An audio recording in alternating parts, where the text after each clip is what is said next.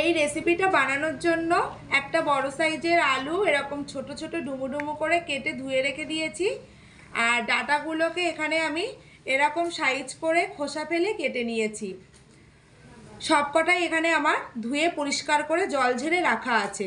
জল ফুটছে এমন অবস্থায় আমি প্রথমে ডাঁটাগুলোকে দিয়ে দেব। ডাঁটাগুলোকে দিয়ে হালকা একটু নাড়াচাড়া করে ঢাকা চাপা না দিয়ে 1 মিনিট মতো একটু ফুটিয়ে নেব। ডাঁটা 1 মিনিট মতো সময় ধরে ফুটিয়ে নিয়েছি। এবার আমি এর মধ্যে কেটে রাখা আলুর পিসগুলোকে দিয়ে দেব। এবার এর মধ্যে একটা ঢাকা চাপা দিয়ে মোটামুটি হাই আঁচে রেখে 3 মিনিট মতো সিদ্ধ করে নেব। 3 মিনিট পরে ঢাকা চাপাটা খুলে দেব। হালকা একটু নাড়াচাড়া করে দিয়ে এবার এর মধ্যে দিয়ে দেব দুটো মিডিয়াম সাইজের পেঁয়াজ কুচনো। পেঁয়াজগুলো একটু লম্বা লম্বা করে কুচিয়ে নিয়েছি। পেঁয়াজ দিয়ে হালকা একটু নাড়াচাড়া করে আবারও ঢাকা চাপা দিয়ে মোটামুটি 1 মিনিটের জন্য মিডিয়াম আঁচে এটাকে রেখে দেব। 1 মিনিট হয়ে গেছে পেঁয়াজ দেওয়ার পরে, এবারও ঢাকা চাপাটা খুলে দিচ্ছি। তো দেখুন পেঁয়াজ কিন্তু দারুণভাবে ডাঁটা আলুর সঙ্গে ভালোভাবে ভেপে গেছে। এই দেখুন সিদ্ধ হয়ে গেছে। এবার আমি এটাকে নামিয়ে নেব। একটা ঝাঁঝরি হাতা নিয়ে নিয়েছি, এটার সাহায্যে জল থেকে ছেঁকে ছেঁকে একটা পাত্রে তুলে নিচ্ছি। আর জলটাও কিন্তু এই রেসিপির জন্য কাজে লেগে যাবে, ওটাকেও একটা আলাদা পাত্রে ঢেলে নিতে হবে। কড়াইতে বেশ খানিকটা সর্ষের তেল দিয়ে ভালো করে গরম করে নিয়েছি। গরম তেলের মধ্যে দিয়ে দেব অল্প একটু কালো জিরে, একটা ছোট টমেটো কুচি কুচি করে কেটে নিয়েছি দিয়ে দিলাম, দুটো কাঁচা লঙ্কা,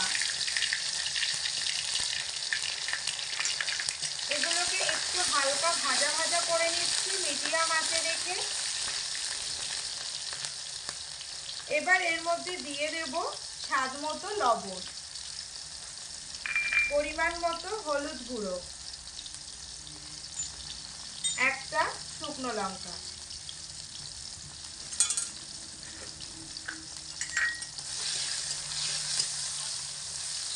এগুলোকে কিন্তু মিডিয়াম আঁচে রেখে ভালো করে ভেজে নিতে হবে।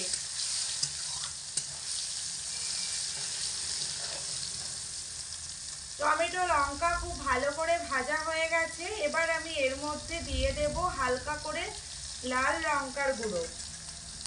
খুব বেশি দেওয়ার দরকার নেই, অল্প করে একটু দিয়ে দিচ্ছি। এবার এর মধ্যে আমি ঢেলে দিচ্ছি ডাঁটা আলু সিদ্ধ।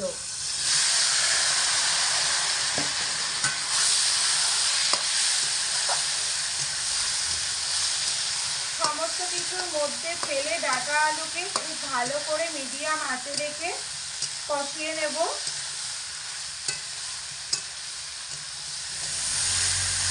ডাঁটা আলুকে তেলের মধ্যে দিয়ে 4 থেকে 5 মিনিট সময় ধরে মিডিয়াম আঁচে রেখে খুব ভালো করে কষিয়ে নিয়েছি। এই দেখুন কালারটাও কিন্তু ভালো চলে এসছে। এই মতো অবস্থায় আমি এর মধ্যে দিয়ে দেব ভাপানো যে জলটা ছিল অল্প করে, সেটা দিয়ে দিচ্ছি।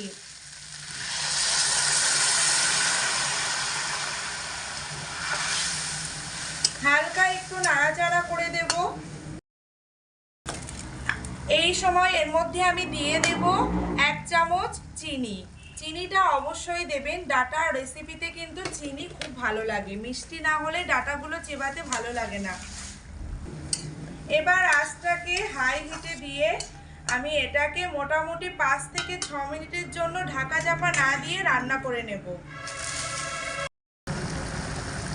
5 থেকে 6 মিনিটের মাঝে দুবার মতো আমি এটাকে নাড়াচাড়া করে দিচ্ছি, না হলে কিন্তু তলা থেকে এটা ধরে যেতে পারে, তখন কিন্তু রান্নার টেস্টটা পুরোপুরিভাবে খারাপ হয়ে যাবে।